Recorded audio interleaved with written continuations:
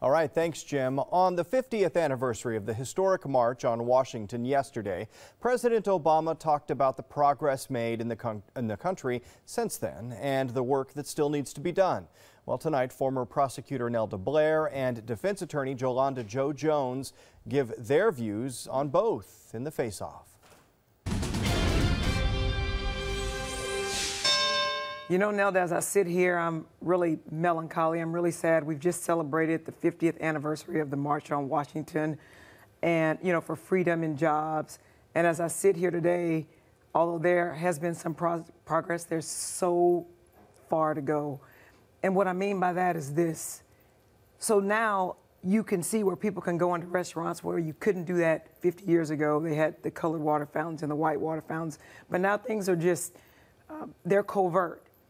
So you still have racial profiling. You know, I've said many times about my son having a gun pulled on him by the police because they profiled him. That's sad to me because people from other races don't have to worry about that unless perhaps you're Hispanic or maybe Middle Eastern. There are other things, inequities in the public school systems. If you go to Worthing High School, I know I had a kid at Worthing High School, they didn't have books to take home. That's definitely a problem because when you're competing against kids out of the educational systems who have books, you're not going to be able to compete with them. Then you have the inequities of the criminal justice system. And what people don't realize about that is when you take a father or you take a mom from a family, you break up a family, which causes economic problems. There are just all these problems. And because separate but equal is gone, and because we can now all go into restaurants, you have people who believe that racism doesn't exist. So whereas 50 years ago, we had the goodwill of people who were not minorities and they could see it, they could see the inequities. Now they think everything is fair. And there's also more than just black people competing for resources. There are Hispanics, there are LGBT people, there are Middle Eastern people, there are Asian people. And so it's just really, really problematic because people with power don't relinquish their power. And that's where we are now. And they're trying to hold on. Here's my problem, though, with what you say, Jolanda. Two of them. Number one, we've come an incredibly long way in 50 years. I'll get to that. But number two, you know, there's a whole lot of people that are disadvantaged. My family was very poor. My family came from an area that we didn't have a lot of things. We certainly didn't have money.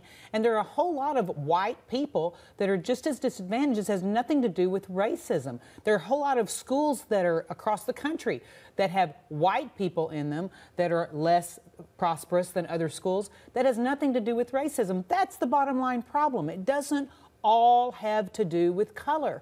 You know, that's the whole point, is that we have made abilities for everyone equal. We have made opportunities for everyone equal, and in some cases more equal than others. No, because that's not true. Well, let me finish. Because of the help that the federal government and the state government, and because of laws that have been designed in order to help minorities get on their feet. You could say the same thing about being a woman, Jolanda. Yeah, we are still disadvantaged in many minority. cases. Well, that's just dandy. You know, you make 2 points. That's just dandy. But the point is that you have to get out and make it for yourself. I can't whine about being a woman and not having the opportunities that men have, or having a glass ceiling, if I don't fight it myself. But here's the real point. In 50 years, how can you possibly say we haven't come such an incredibly long way? You have a mixed race president.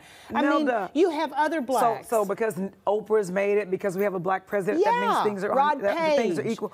Nelda, you need to wake up and you need to smell the pot coffee. You want to know why, Nelda? Because all you have to do is look at statistics and see who has all the wealth and who doesn't. Who has a good schools. Really? You're using him? Please. He is not an example. If my son grew up to be like Clarence Thomas, I will have failed as a parent. Okay. Shame on him.